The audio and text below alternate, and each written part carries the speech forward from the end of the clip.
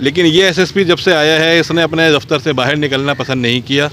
आज भी जब यहाँ पर मैंने मीडिया से बात की है तो उसके बाद वो निकल कर यहाँ पे जो है 3 बजे यहाँ पहुँचा है। वो भी इस सूरत में पहुँचा कि एक सिपाही की शहादत हुई। जब वो वहाँ गया है तो उसको यहाँ पे भी आना पड़ा, मजबूरी में वो शख्स यहाँ पर आया है। और उसने जो है वो बात करना पसंद नहीं किया कि आप जो है वो सियासी गेम कर रहे हैं। यार किसी के मरने पे सियासत होगी? आपको कह रहे हैं ये मुझसे बोल रहा है कि आप जो है यहाँ पे ज़्यादा चेयरमैन ना बने, और ये कह के उसने फ़ोन बंद किया है। अच्छा, तो जब एसएसपी के ये एटीट्यूड होगा, पब्लिक नुमाइंदे हैं, आपके साथ ये रवैया होना चाहिए था।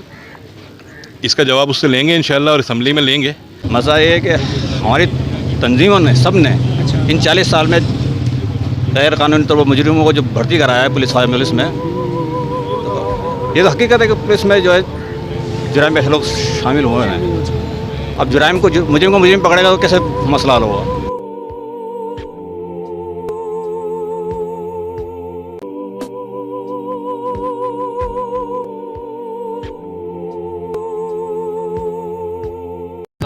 कैसे जिलानी भाई, खैरियत से हैं? ठीक है सर। जी अल्लाह का शुक्र। अच्छा जिलानी भाई, डकैतियाँ थमती हुई नज़र नहीं आ रही है, क्या कहना चाहेंगे इस सिलसिले में?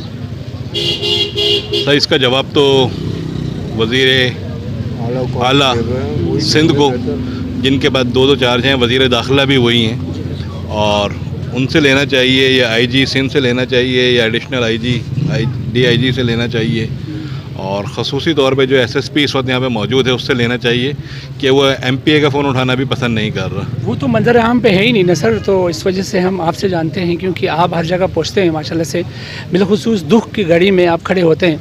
अच्छा ये बताइए सर, अब एक सेल हुआ करता था, कंप्लेन सेल, जहाँ एडिशनल आईजी साहब की ज़ेर निगरानी वो सेल भी बंद कर दिया गया। अब ये है कि कोई अफसर सामने आके मौक़िफ़ देने के लिए तैयार नहीं है, तो ये हालात किसने सही करने?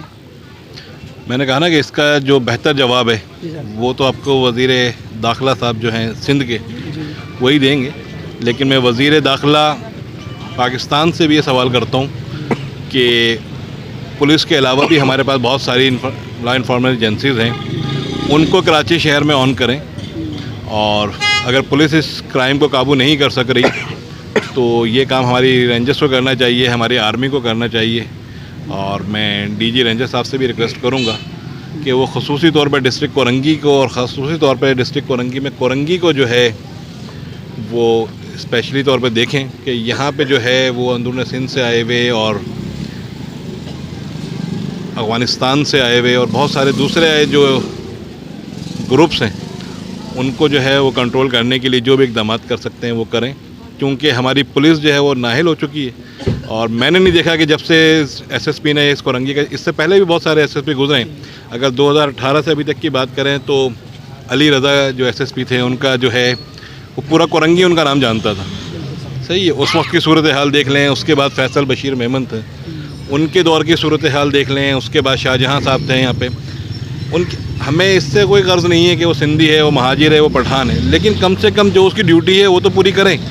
वो लोग आपको कभी चमड़ा चौरंगी पे, कभी आपको कोरंगी 5 पर, कभी कहाँ, कभी शारा फैसल पे, कभी मलीर में नज़र आया करते थे। लेकिन ये एसएसपी जब से आया है इसने अपने दफ्तर से बाहर निकलना पसंद नहीं किया। आज भी जब यहाँ पर मैंने मीडिया से बात की है तो उसके बाद वो निकल कर यहाँ पे जो है 3 बजे यहाँ पहुँचा है। वो भी इस सूरत में पहुँचा कि एक सिपाही की शहादत हुई। जब वो वहाँ गया है तो उसको यहाँ पे भी आना पड़ा, मजबूरी में वो शख्स यहाँ पर आया है। और उसने जो है वो बात करना पसंद नहीं किया कि आप जो है वो सियासी गेम कर रहे हैं। यार किसी के मरने पे सियासत होगी? आपको कह रहे हैं, ये मुझसे बोल रहा है कि आप जो है यहाँ पे ज़्यादा चेयरमैन ना बने, और ये कह के उसने फ़ोन बंद किया है। अच्छा, तो जब एसएसपी के ये एटीट्यूड होगा, पब्लिक नुमाइंदे हैं, आपके साथ ये रवैया होना चाहिए था। इसका जवाब उससे लेंगे इंशाल्लाह और असम्बली में लेंगे।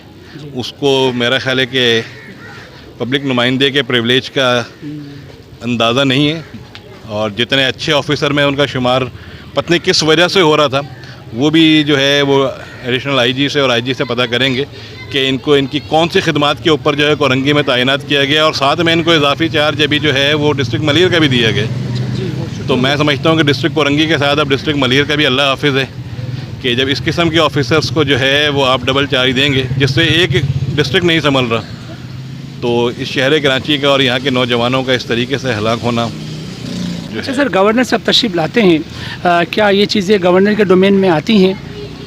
सर डोमेन में तो देखिए हमारे भी नहीं है ये चीज़ें ना, हम बात कर सकते हैं और वो कर रहे हैं, अपने आवाम के दरमियान रह सकते हैं, हम रह रहे हैं। यहाँ पे MKM से ज़्यादा 17 MNAs और 31 MPA जो हैं वो उस जमात के हैं जिनको यहाँ पे मुसल्लत किया गया था। उनमें से कोई है यहाँ पर इस शहर कराची में कोई उनके किसी नुमाइंदे का नाम जानता है? तो जिसका शहर है, जिसका इलाका है, जिसका घर है, वही दर्द को बेहतर तौर पे समझ सकता है ना। सर एक वक्त का गवर्नर किसी थाने में चला जाता है, भुट्टो साहब के बाद अगर हम देखते हैं तो ये आपके गवर्नर साहब जो है वो पब्लिक के दरमियान मौजूद होते हैं हर दुख में सुख में।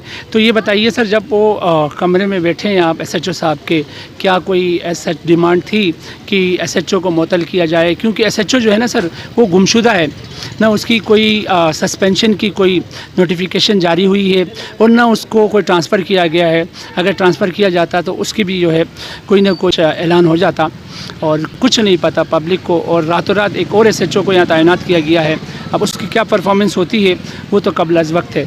तो क्या गवर्नर साहब ने ये डिमांड रखा था कि इस SHO को मुअत्तल किया जाए? देखिए, जब नमाज जनाजा के बाद हम लोग थाने पहुँचे हैं, अवामी कॉलोनी थाने, तो वहाँ पे DSP भी मौजूद था और SHO भी मौजूद था, लेकिन फौरी तौर पे उसको जो है मुअत्तल करने के अहकाम जो है गवर्नर साहब ने नहीं दिए थे, बल्कि उसको वार्न किया था कि आप 2 से 3 दिन में इस मर्डर का जो है, इस वाक़ये का जो है वो रिज़ल्ट हमें देंगे। तो उसने यकीन दहानी कराई थी कि इंशाल्लाह 2 से 3 दिन में, क्योंकि जो उन्होंने ब्रीफिंग दी उसके हिसाब से वो उसके बहुत करीब तरीन जो है पहुँच चुके थे। बदीन का रहने वाला, फिर केस आउट हो चुका केस था। आउट हो चुका था, सज़ा याफ्ता मुजरिम था, जेल से सारी चीज़ें थी, तो काफ़ी करीब थे। तो इसलिए उसको जो है, और DSP को भी जो है टाइम दिया गया कि आप 2 से 3 दिन में जो आप टाइम मांग रहे हैं, इसमें अगर हमें मसले का हल निकाल के देते हैं और उस मुजरिमान को कैफ़े किरदार तक पहुंचाने में अपना किरदार अदा करते हैं, तो फिर आप अपनी सीट पे रहेंगे। लेकिन कल अचानक जो है वो SSP ने जो है उस SHO को मुअत्तल किया है, तो इसका जवाब फिर SSP देगा कि उसने उसको क्यों मुअत्तल किया और उसकी क्या वजूहत थी। अच्छा सर, किसी के घर का चराग गुल होने के बाद एक SHO की सस्पेंशन इज़ इनफ? अभी आपसे पहले भी मैंने यही बात की है कि SHO को जवाब वो तमाम सहूलियात नहीं देंगे जिसके साथ वो इलाके में उतरे। एक मोबाइल, उसका डीज़ल भी उसको नहीं मिलता, वो भी जो है वो हमारे और आपके पैसों से रोड पे लोगों को जाते हुए रोक कर उनके पैसों से जो डीज़ल डलवाया जाता है, और उसमें भी SHO के साथ जो है 2 सिपाही हैं। बाकी थाने में कितनी मोबाइल हैं ये आप मुझसे बेहतर अंदाज में जानते हैं फिदा भाई। और जो विजिलेंस के लिए बाइक्स दी गई थी वो कोरंगी 4 नंबर थाने में जो है गल सड़ रही हैं। अगर आप आज भी जाके वहाँ पे विज़िट करेंगे तो मस्जिद के साथ तकरीबन 50 से 70 बाइक जो हैं, जो इस शहरियों की हिफाजत के लिए पुलिस को दी गई थी, वो वहाँ पे खड़ी हुई नाकारा हालत में खड़ी हो रही हैं। 2 मोबाइलें जिनके इंजन उसमें मौजूद नहीं हैं, तो वो किस तरीके से इस शहर की हिफाजत करेंगे? तो सर ये गफलत किसकी समझते हैं आप?